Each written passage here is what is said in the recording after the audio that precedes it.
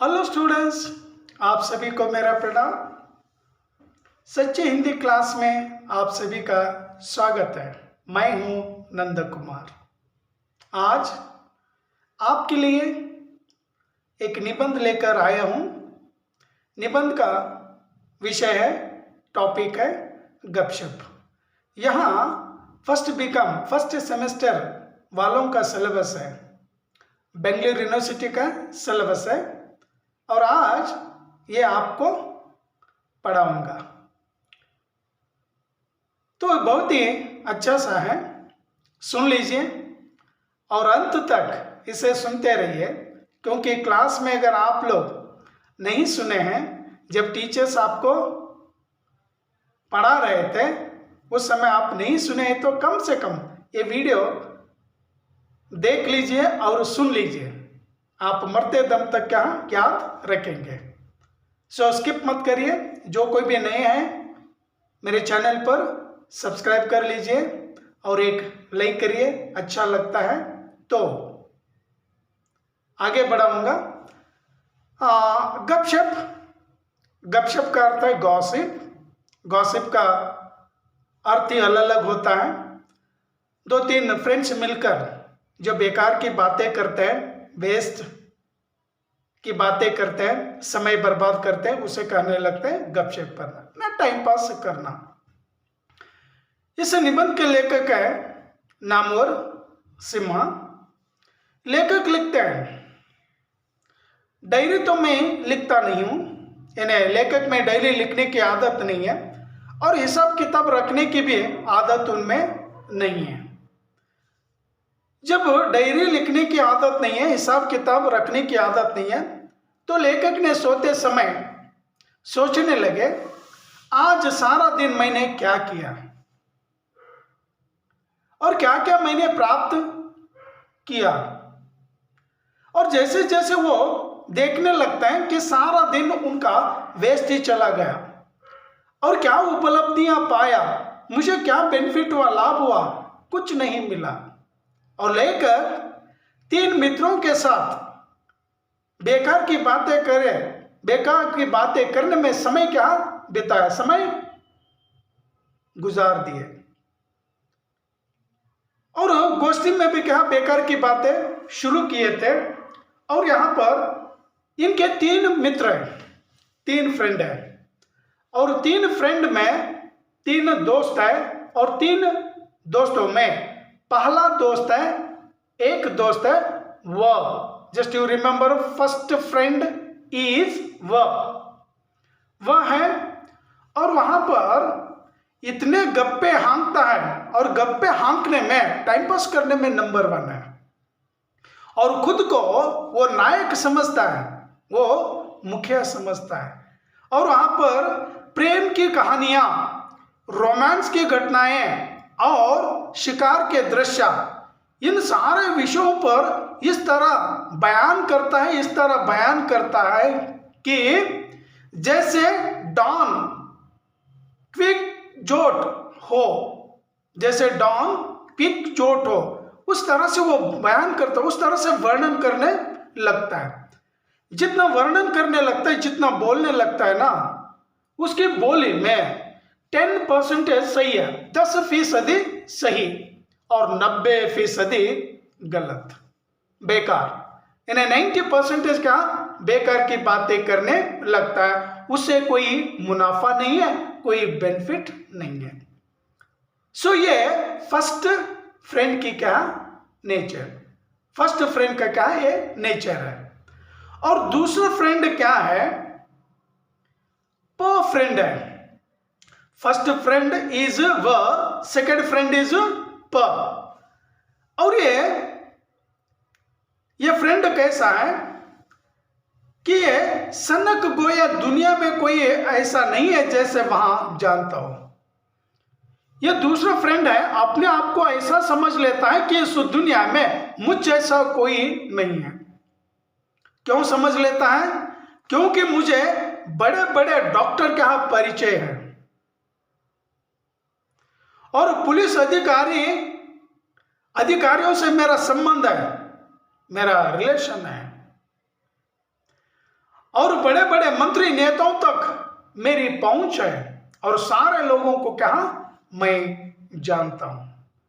तो यहां पर दूसरा जो फ्रेंड है ना, वो फ्रेंड डिंग मारकर कहने लगा कि मेरी पहुंच मंत्री और नेताओं तक मेरी पहुंच है।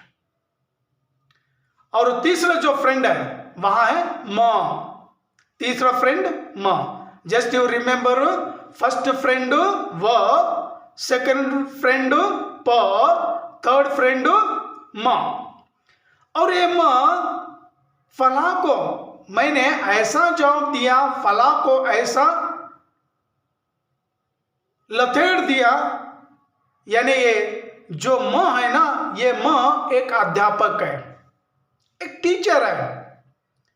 और ये टीचर होने के नाते, अध्यापक होने के नाते मेरी कक्षा में मैंने ये पढ़ाया, मैंने उसको ये जवाब दिया, मैंने इसको वो कहा दिया, मेरी पाठशाला में मैंने विद्यार्थियों को ये पढ़ाया।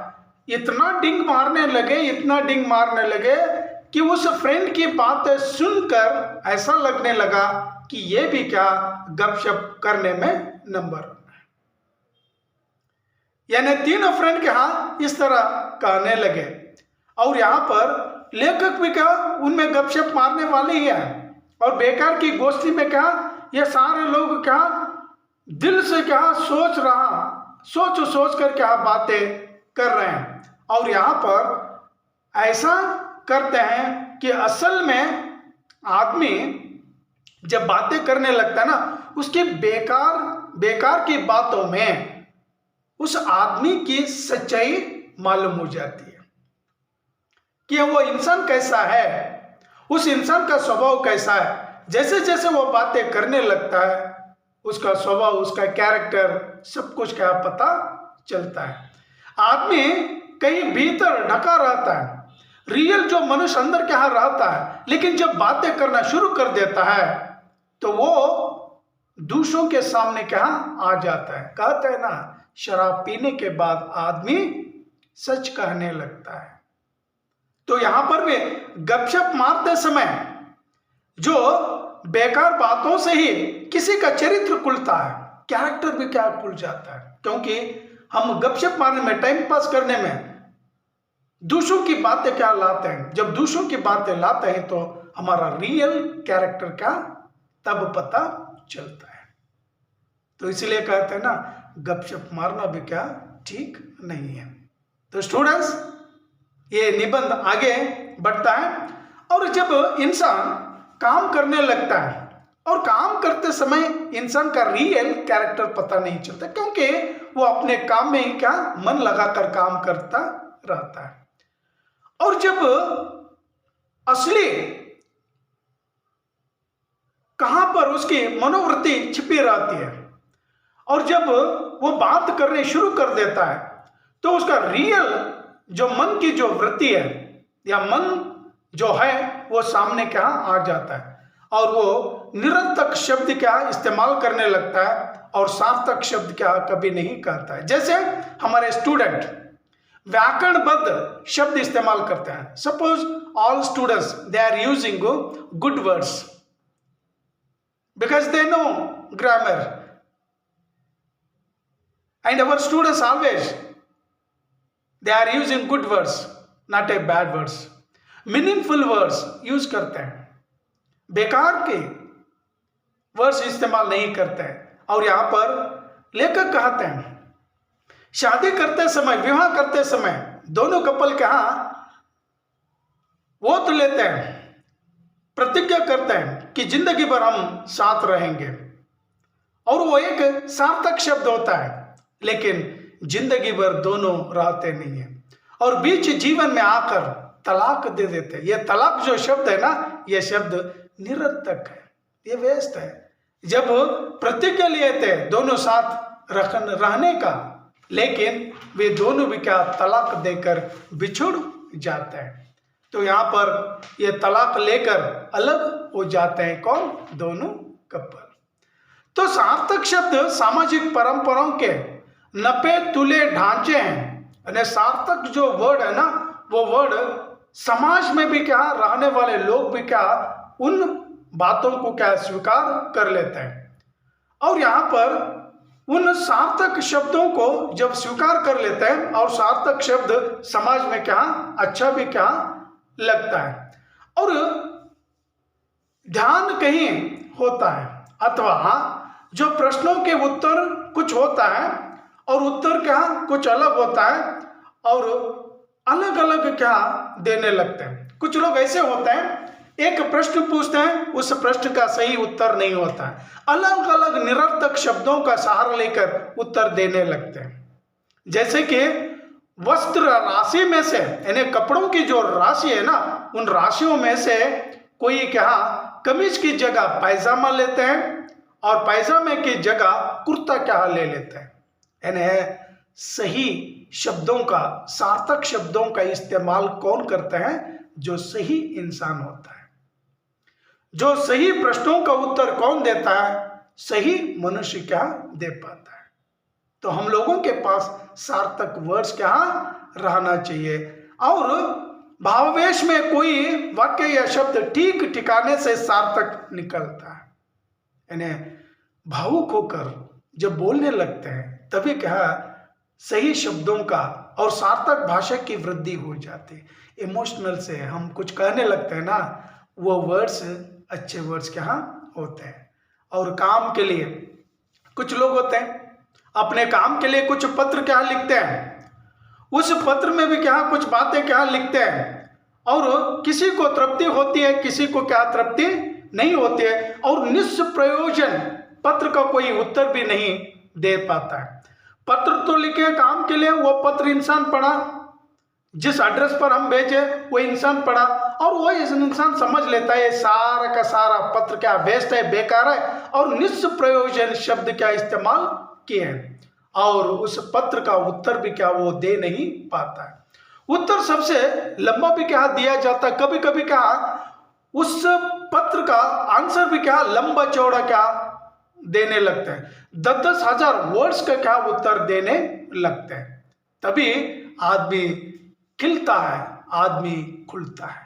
मैंने जब पत्र का उत्तर जब लिखता है ना, वो आदमी क्या सामने आ जाता है। इसलिए कहते हैं ना, अगर एक इंसान को अगर परखना चाहिए तो उसके संग, उसके साथ आप बैठिए, फ्रेंडशिप करिए, तभी वो इंसान कैसा होता है, तभी हमें क्या पता चलता है। अन्यथा वो इंसान कैसा है किसी को पता नहीं चलता है।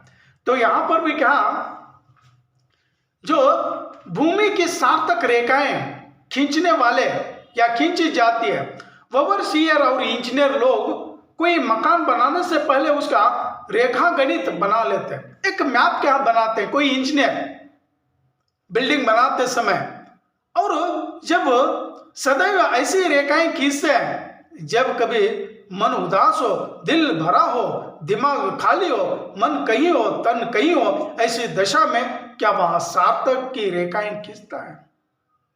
मैप बनाते समय अगर वो मन, दिल, तन एक ही जगह पर रखकर अगर करता है तो लाइंस जो है, रेखाएं जो है, अच्छी तरह से क्या खींचता है कोई इंजीनियर। अगर उसका मन कहीं और है, तन कहीं और है, वो काम क्या सही ढंग से क्या कर नहीं पाता है, अर्थहीन रेखाएं वो खींचता है। जैसे सो बहुत ही अच्छा सा क्या विवरण देते हैं लेखक, मन से काम किया हुआ, जो मन से काम करता है ना, किया हुआ काम सफल होता है, सक्सेस क्या हो जाता है। सो यहां पर भी क्या, कागज हुआ तो कागज पर, ना हुआ तो जमीन पर। यहां पर कहते हैं, भाव भरा उर शब्द ना आते, पहुंचना इन तक आंसू पाते। अगर भाव भर उर में, दिल में अगर भावनाएं अगर भर जाती है तो शब्द ना आते। इमोशनल अगर दुख अगर ज्यादा होता है तो मुंह से वर्ड्स नहीं आ जाते, ब कहने लगते हैं, मन भर आता है। लेकिन पहुंचना इन तक आंसू पाते, और आंसू भी क्या इन भावों तक पहुंच नहीं पाते हैं। आओ तरण से शुष्क धरा पर अर्थ रहित रेखाएं खींचे। यानी अर्थ रहित रेखाएं क्या यहाँ पर खींचते हैं, कौन? शुष्क, खाली। लेकिन कोई हृदयहीन इन रेखाओं को अर्थ रहित कहेगा। जिसके पास दिल नहीं है, जिसका हृदय नहीं है, वही क्या है, इन्हें अर्थहीन रेखाएं कहेगा। और यहाँ पर सामर्थ्य, जिसके पास सामर्थ्य रहती है, वही क्या इस तरह की रेखाएं कभी नहीं खींचता है। और किसी को बेकार खींची हुई रेखाओं से उसकी तत्कालीन मनस्थिति का पता अच्छी तरह चल सकता है। सार्थक रेखाएं तो त्रिभुजा बनाएगी या किसी मकान अथवा पुल का मॉडल आदमी नहीं है। और यहाँ पर जो मन की स्थिति क्या दिखाई देती है, अगर अच्छी रेखाएं अगर खींचेगा तो समझ लेना उसका मन क्या सही है। तो इसी तरह पाठ्यक्रम के जो पुस्तक देखकर विद्यार्थी वास्तविक रूप से जाना जा सकता है, उसे रखता है, क्योंकि उसे रखना पड़ता है। अधिक से अधिक यही पता चल सकता है कि उसका ध्यान पाठ्य पुस्तकों के संग्रह की ओर कितना है। देखिए, तो यहाँ पर कुछ स्टूडेंट्स ऐसे भी होते हैं, विद्यार्थी ऐसे होते हैं, कई पुस्तक यहाँ संग्रह करते हैं, कलेक्ट क्या करते चले जाते हैं, लेकिन पढ़ते नहीं है। विद्यार्थी जीवन में सभी विद्यार्थी आदमी के रूप में बहुत कुछ एक से लगते हैं, परंतु उन ढांचों से बाहर निकलते ही अलग हो जाते हैं। कौन कहता है कि बेकार की पुस्तकें बेकार है, वही तो आदमी के सच्चे रूप की पुस्तक है। और जैसे जैसे कलेक्ट करते चले जाते हैं विद्यार्थी, वो पढ़ते, कौन कहता है कि बेकार की पुस्तकें वो है नहीं, कुछ लोग क्या है इसे समझ लेते हैं। सो यहाँ पर यही हालत है बेकार खर्च की। अब खर्च के बारे में क्या लेखक लिखते हैं, कोई क्या जीवन बीमा की किस्त जमा कर आते हैं तो उस खर्च से उसका कुछ पता नहीं चलता। मेस के बंदे मासिक खर्च यानी मेस में जो खाना खाते हैं, मेस के क्या और जो रहस्य खुलता है फुटकर जलपानों से, आदमी अपने फुटकर और निष्प्रयोजन योजनाहीन आकस्मिक वेग में पहुंचाना जाता है। बंदी चीजों के लिए तो सभी खर्च करते हैं, अक्सर बड़े बूढ़े कभी लड़कों के खाने खेलने की चीज खरीद बैठते हैं, सभी तो खर्च करते हैं। आदमी खाने के लिए खर्च करता है या किस्त यानी EMI भरता है पॉलिसी का, या कुछ मेस बिल भरता है, या बच्चों के लिए कुछ खेलने की चीजें क्या खरीदता है। सो यहाँ पर सब कुछ क्या है, प्रवृत्ति मनुष्य में क्या रहती है, इनका पता यही खर्च का हिसाब बताता है। तो यहाँ पर अगर खर्च करेंगे तो ये हिसाब क्या हमें बताता है। तो बहुत से लोग टाइम टेबल बनाकर काम करते हैं, लेकिन कभी टाइम टेबल क्या फॉलो नहीं करते। जब टाइम टेबल अगर फॉलो करेंगे तो वो होता नहीं है। और इसलिए लेखक भी कहते हैं कि विद्यार्थियों का स्वभाव पढ़ाई के बंदे घंटों में लगभग एक सा होता है, परंतु इसके बाद वे समय को जिस बेकारियों बेहिसाबी से बिताते हैं वह उन्हें एक दूसरे से अलग कर देती है। टाइम तो डाल देता है, लेकिन टाइम के अनुसार कोई विद्यार्थी पढ़ते नहीं, और सारे विद्यार्थी एक जैसे होते हैं। आज का टाइम अगर है तो सोच लेते हैं कि हम कल पढ़ेंगे, नेक्स्ट अगले दिन क्या पढ़ेंगे। तो इसी तरह का लोग क्या इन बातों को क्या भूलते चले जाते हैं। अक्सर हम अपने कुछ बेकार की कागज और एक घटना लिखते हैं।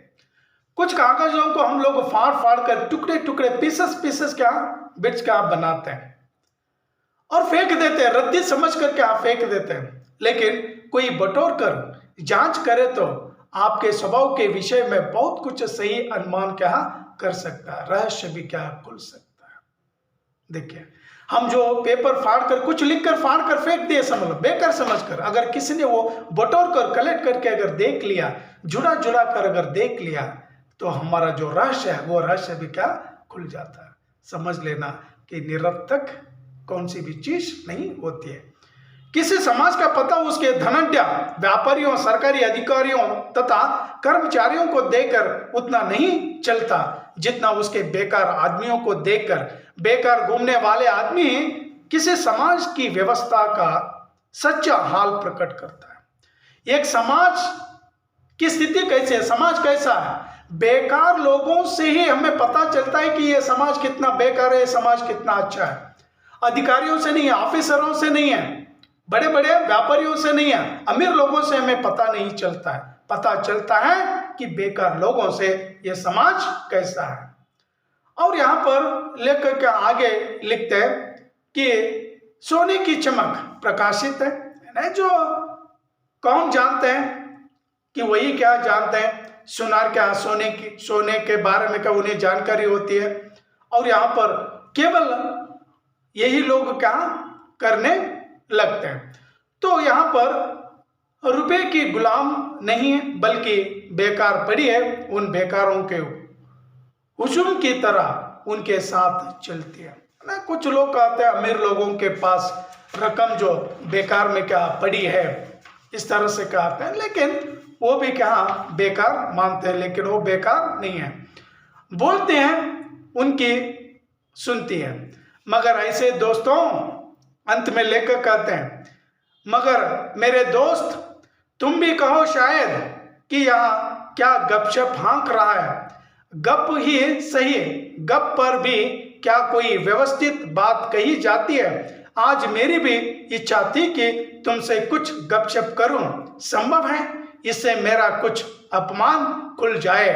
मैं तुम्हें अपने से दूर क्यों रखूं और क्यों रखूं तुम्हें भ्रम में, मगर तुम्हारी भी असलियत का पता तभी चलेगा जब ऐसे बेकार निबंध को पढ़ोगे।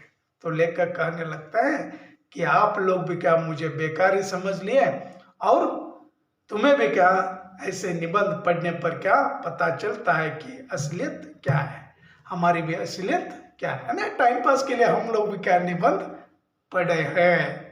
तो सारे लोग क्या टाइम पास करते हैं, गपशप हाँकते हैं। तो लेखक भी क्या गपशप शीर्षक से जो निबंध लिखे है ना, ये निबंध यहीं पर क्या समाप्त होता है। स्टूडेंट, ನಾನು ತಿಳ್ಕೊಂಡಿದ್ದೀನಿ ನಿಮಗೆ ಚೆನ್ನಾಗಿ ಅರ್ಥ ಆಗಿದೆ ಅಂತ, ಬಟ್ ಇದು ಸ್ವಲ್ಪ ಓದ್ಕೊಳ್ಳಿ ಚೆನ್ನಾಗಿ, ಆಮೇಲೆ ಅವಾಗ ಇದು ಕೇಳ್ತಾ ಇರಿ. ಸ್ವಲ್ಪ ನಿಮಗೆ ಒಂದು ನಾನು ತೋರಿಸ್ಕೊಟ್ಟಿದ್ದೀನಿ ಹೆಂಗೆ ಅಂತ. ಸೊ ಎರಡು ಸಾರಿ 3 ಸಾರಿ ಓದಿದ್ರೆ ಮಾತ್ರ ಅರ್ಥ ಆಗುತ್ತೆ, ಅಲ್ಲಿವರೆಗೆ ಅರ್ಥ ಆಗಲ್ಲ. ಸೊ ನೀವು ಫ್ರೆಂಡ್ಸ್ 3 ಫ್ರೆಂಡ್ಸಿಗೆ ನೆನ್ಪಿಟ್ಕೊಳ್ಳಿ, ವ ಪ ಮತ್ತು ಮ, ಅವ್ರು ಹೆಂಗಿದ್ರು ಅಂತ ನೀವು ನೆನ್ಪಿಟ್ಕೊಳ್ಳಿ. ಅಷ್ಟು ಅದು ಕಂಟಿನ್ಯೂ ಮುಂದೆ ವರ್ಸಿ. ಸೊ ಇಲ್ಲಿಗೆ ಈ ವಿಡಿಯೋ ಸಮ್ಮಪ್ ಮಾಡ್ತೀನಿ. ಮುಂದಿನ ಕ್ಲಾಸ್ನಲ್ಲಿ ಇನ್ನೊಂದು ಸಿಲೆಬಸ್ ತರ್ತೀನಿ. ಎಲ್ಲ BCom students, BCA student, BBA students, ಎಲ್ಲ ಸ್ಟೂಡೆಂಟ್ಸು ನನ್ನ ವಿಡಿಯೋ ನೋಡ್ತಾ ಇರಿ. ಆಮೇಲೆ ಸೆಕೆಂಡ್ PUC ಸ್ಟೂಡೆಂಟು ಕೂಡ ಇನ್ನು ಮುಂದೆ ವಿಡಿಯೋ ಮಾಡ್ತಾ ಇರ್ತೀನಿ. ಸೊ ನೆಕ್ಸ್ಟ್ ಮತ್ತೆ ಭೇಟಿಯಾಗೋಣ. ಇಲ್ಲಿಗೆ ಈ ವಿಡಿಯೋ ಮುಗಿಸ್ತೀನಿ. ಥ್ಯಾಂಕ್ ಯು, धन्यवाद. जय हिंद, वंदे मातरम.